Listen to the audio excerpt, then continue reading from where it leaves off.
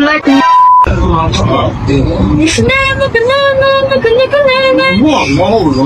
back to your country. We don't welcome black people. Black people should go. You look so ugly with your dark skin color.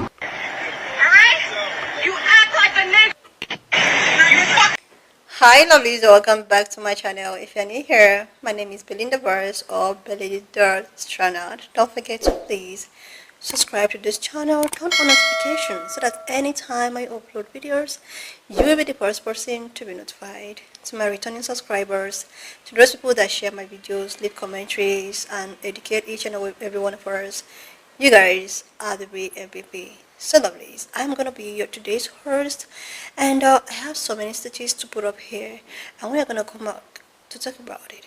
Alright lovelies, let's dive into today's video. Woo, I might be feeling some insecurity with this one, guys. Racism is not just an American problem, everyone. It's not just black and white. It's every color, every race. We all deal with this race issue, unfortunately. In this video, the person recording is a black woman who is trying to peacefully eat her meal in a Chinese restaurant within China when this random person comes up and starts berating her because of the color of her skin. That is not okay, and it needs to be called out. Racism is not okay. It doesn't matter who it's coming from. And if you think only one group of people can be racist, you're really missing the bigger picture here. And I thought we was cool. I love my Asians, man. Anyway, remember guys, we need to lead with love and not hate. If you do agree with that, go ahead and give me a follow so we can tackle the hate together. Let me get this clear. This woman right here, this individual does not represent the Asian community. Her POC card is revoked. She is not a person of color anymore. White people, you can have her. The reason why I'm saying this is because I'm sick and tired of seeing my Asian people in the comments talking about, I apologize on her behalf. I apologize for her behavior.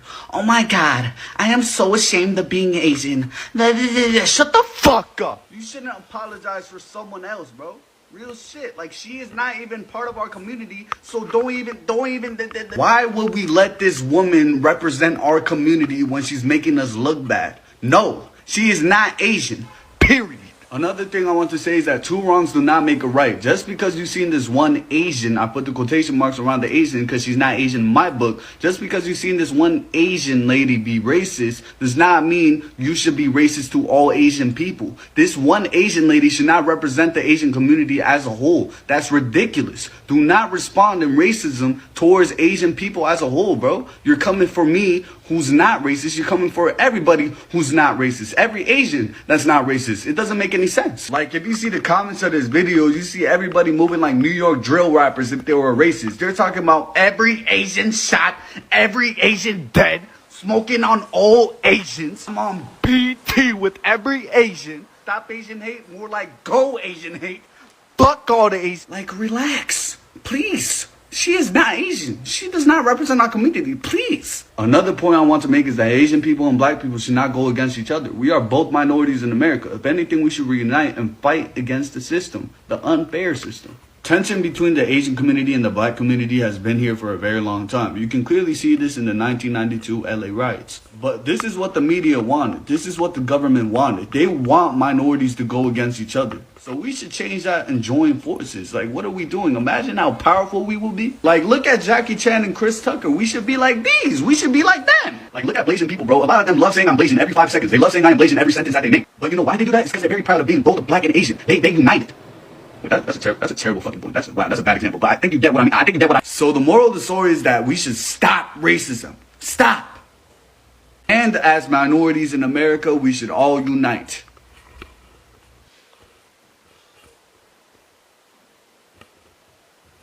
A lady in the mall today was racist to me. She called me African and dirty African. And I guess my question to you all is African a slur in America? Because honestly, up until the lady said dirty African, when she said African, I was like, come again? Because that's a compliment. I cannot shut up about being African. I love it so much. First thing people, where you from? Africa. West Africa. And then I say Gambia. This lady said African. I was like, okay. Come again? That's not a drag. Then when she said dirty African, I was like, now you got me all kinds of messed up. But talk to me, guys. Is African a slur here? Do people get offended when people call them African? Anyway, I am gonna post a story time about the lady. That's a whole nother tea. Y'all ain't ready. I have the full video. But I just wanted to ask this question on the internet. Long story short, the lady and me both wanted the same top in the same size. I wear XS. Apparently she does. She had the top. She was looking at it. She put it back. When she did, I picked it up. She did not like that. After I paid and I was leaving, she followed me to say, next time when somebody's looking at something, don't rush and take it, blah, blah, blah. I said, lady, have a good day. I'm not going to argue with you. She looks at me and she goes, F you. And she starts yelling and blah, blah. And I'm like, F you too? Who gives a damn? Have a good day. As I'm turning around, she says, African. And then says after that, dirty African. I tell her, I say, what the F did you say to me? She started running. Obviously, that's what they do. I said to her, first of all, being African is not a slur. I'm so proud of being African. Come again. Look for something else to say. And secondly, you're not going to be racist and get away with it. She chose the wrong girl because I'm so tall. And the funniest thing about the whole thing is the lady herself was Asian. How are you another minority and you're saying that to me? So anyway, I started chasing her. She was running. I didn't even run. I just used my long legs. And I filmed her and I got her. And she apologized. But her apology was also backhanded as hell because she was like, but you touched my stuff. I didn't touch your stuff. You didn't pay for it. You don't own it. You put it back in the rack and I took it.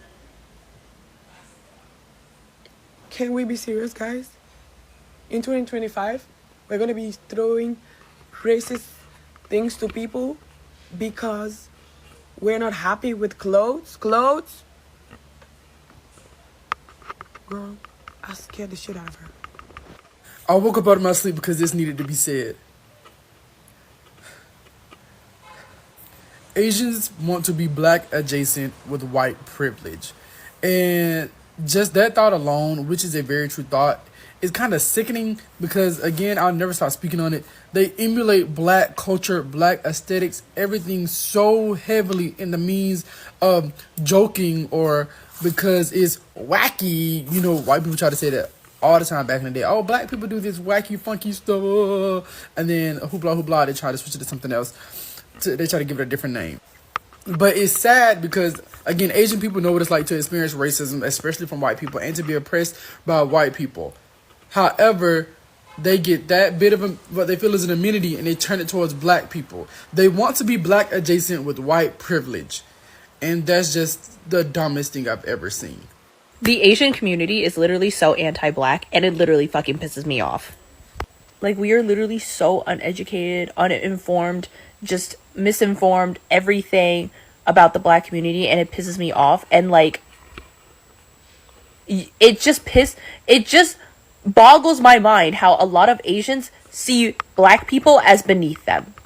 I shit you not, I literally saw someone on my story and I literally was so gagged. Like, I was like, are you serious right now? And I sent him a message, ask him if he's being serious about this. This guy is Bhutanese. I'm sorry if I'm mispronouncing it, but like, I guess he got like some kind of spray tan or whatever because he's doing some kind of stupid movie shoot or whatever. Roy posts on his story and says, because his skin is like 10 shades darker or something, he said, can I say the N-word now? With a ninja emoji next to it. I slid up so fucking quick and I asked this man, are you fucking serious right now? And guess what? That man left me on red. Need I say again that he is not black? He is Bhutanese from Bhutan or whatever the fuck you pronounce it. I'm sorry if I'm mispronouncing it. Quite honestly, like, the Asian community is literally so underhandedly racist to the black community, and it just, like, not to mention the black community is one of the most supportive of marginalized groups that has ever, like, uplifted the Asian community and actually put effort into supporting us. I'm probably gonna piss a lot of Asians off for saying that, but it's literally the truth, and I fucking see it for what it is. Hey guys, so I got posted on Chinese social media app called Bilibili, and who knows where else. I don't know. But basically I made a video about like my experience as a black person in China, and I would mention like stuff about like racism or whatever, like if there's racism in China. And that video got posted. Someone posted it, and the reactions, very interesting. So I just want to start off by saying, like, first of all, the video was like automatically translated or something, and I guess like my English, the English to Chinese translation isn't very like accurate, so it was kind of like hard. Even some people in the comments were like, the translation's bad. It might not be hard to like, it's probably hard to convey what I was actually saying from English to Chinese. And I would say in Chinese if I could, but I don't have the skills in Chinese to speak about such complex topics. Basically, a super sweet girl sent me, she like just texted me out of nowhere. She's like, she sends me a screenshot of my video being posted, and she's like, "Is this you?" And I'm like, "Oh my gosh, that's literally me." And yeah, it's at 50,000 views right now, and 305 comments, and a lot of the comments are pretty negative. But it's also online. Like I expected most of the comments to be negative. So basically, a lot of the comments are saying that, okay, it's okay if you study here, but don't like live here. China's not an immigration country.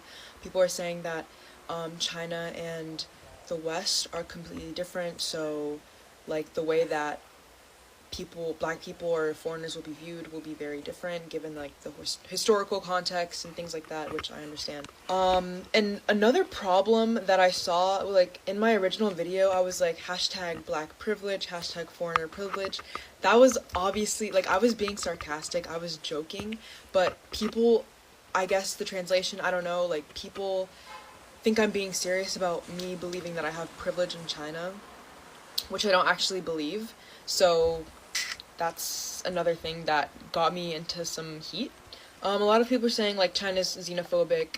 A lot of people were saying that China has no racism, no discrimination, things like that. People were saying, oh, you won't get discriminated because of your skin color, you'll get discriminated because of my braids or the outfits that I wear or my piercings. For some reason, a lot of people like to talk about my piercings in the comments. They're like, someone said I look like a cow reincarnated. I was like, oh, okay.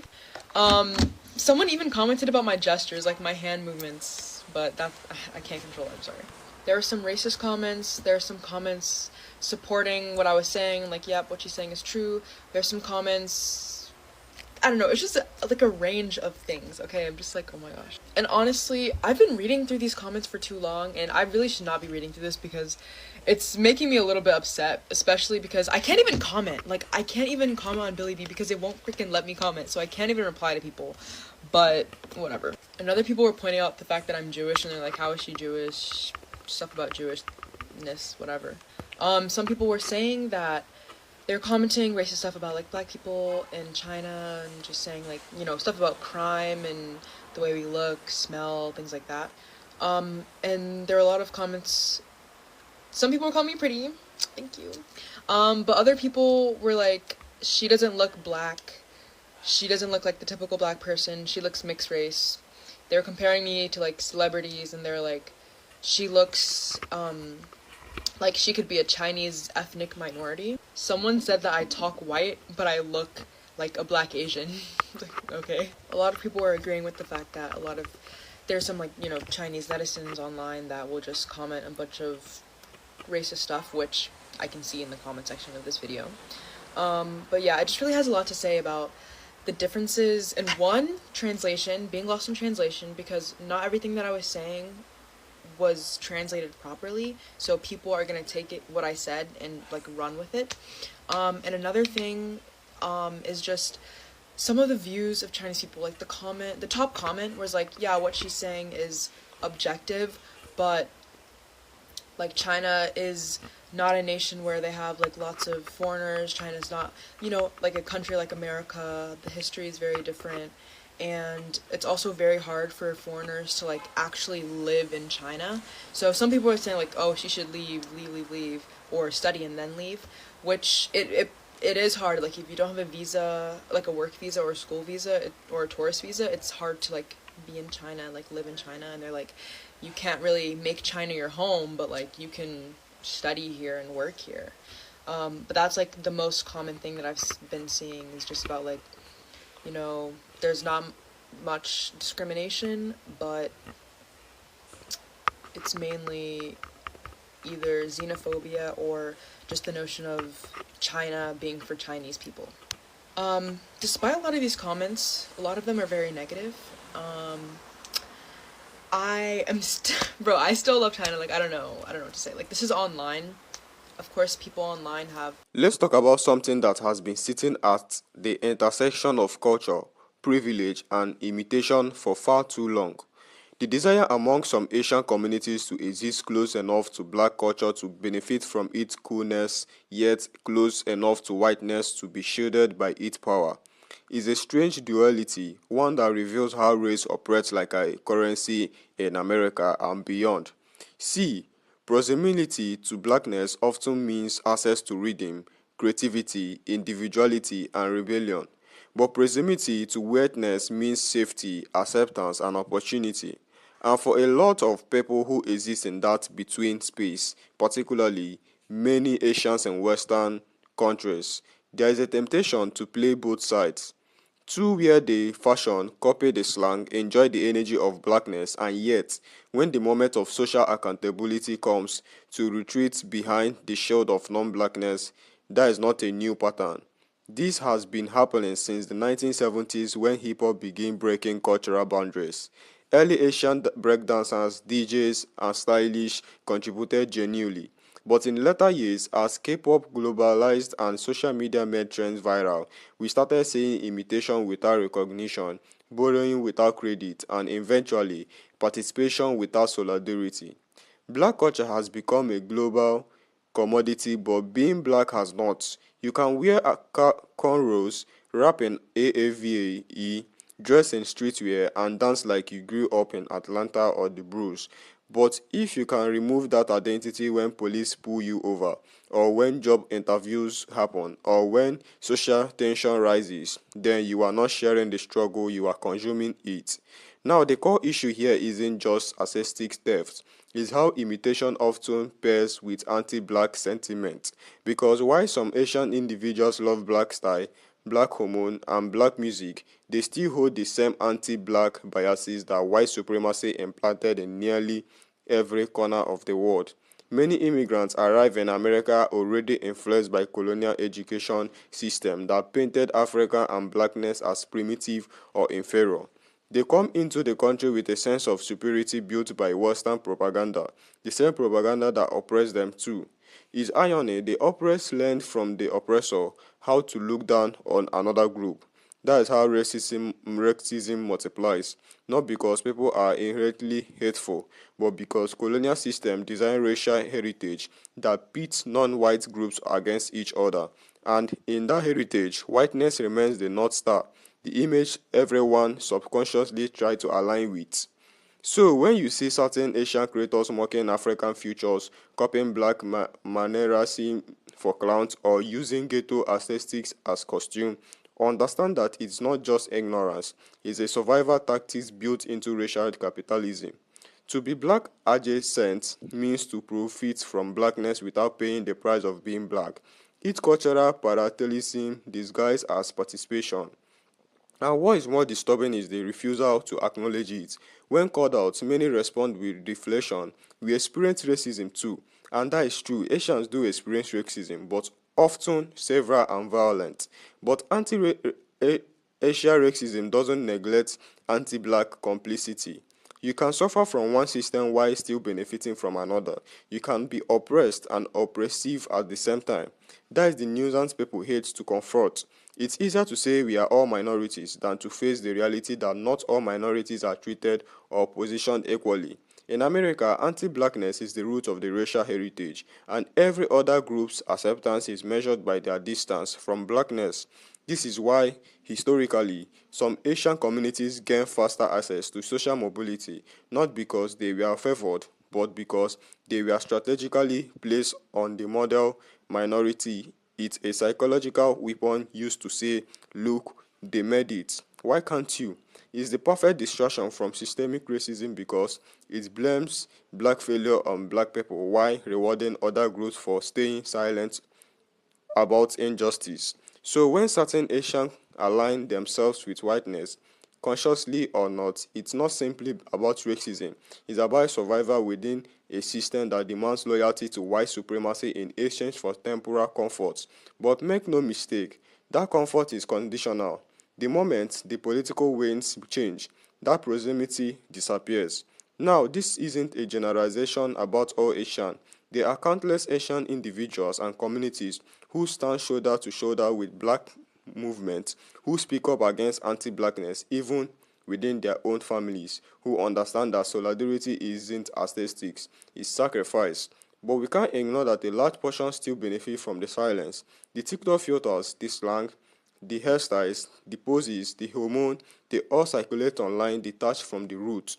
Black creativity becomes free labor for global entertainment, and others profit off the digital version of minstrel shows, while black expression is consumed but black existence is devalued.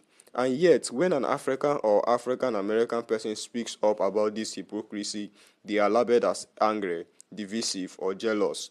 That language is intentional. It's meant to silence truth telling because once black people start pointing out the structure, the game collapses. To call someone Africa as an insult, as that woman did in the mall, exposes how deep conditioning goes. It's not the word Africa that offends, it's the centuries of propaganda that made the word African simultaneously with inferiority in Western consciousness. So when a racist uses it, what she's really doing is reframing the colonial narrative that to be Africa is to be lesser. But to those who know the truth, to those rooted in heritage and history, being called Africa is the highest compliment. It means origin, it means unbroken lineage, it means life before oppression. The strategy is that even among the non-white communities, the word Africa is often whispered like it carries shame.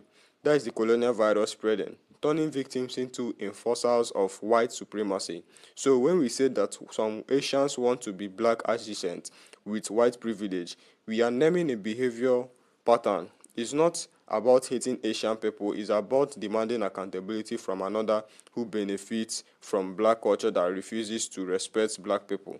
You can't love the rhythm and hate the roots. You can't build your image of black creativity and then remain silent when black bodies are killed in the streets. You can't copy the confidence of black women and still perpetuate colorism. You can't profit off urban styles and then recon at the people who made it. That conversation nobody wants to have because it forces everyone to examine their relationship with whiteness. For some Asians, it means admitting that they have internalized racism and projected downward. For some black folks, it means realizing that solidarity requires both empathy and boundaries. Because black people are not a costume. Blackness is not a trend. It's a lived experience forged through struggle, resistance, and creation. And if anyone wants to be part of that energy, then it comes with responsibility, not just reading. At the end of the day, racism is not just about hatred, it's about heritage. And as long as whiteness remains the standard of success, every other group you keep trying to dance close enough to the fame to feel its warmth without getting burned. But history always catches up because imitation without respect always leads to confrontation. The only way forward is radical honesty. For Asians to confront anti-blackness, for black people to hold boundaries with clarity, and for all of us to dismantle the illusion that whiteness equals safety. Because the truth is, in this system, none of us are free until black people are free. Every attempt to skip over black liberation and jump straight to collective harmony is just another way to preserve heritage. So if we really want unity, it starts with truth. And the truth is uncomfortable, but it's necessary.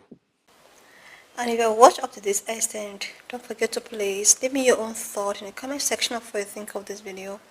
And please do not forget that we do not support any form of bullying and harassment. We are just here for educational and informative purposes. So lovelies, why not just share your thought? Subscribe to this channel if you're yet to do that, and I will see you lovelies when I upload the next one.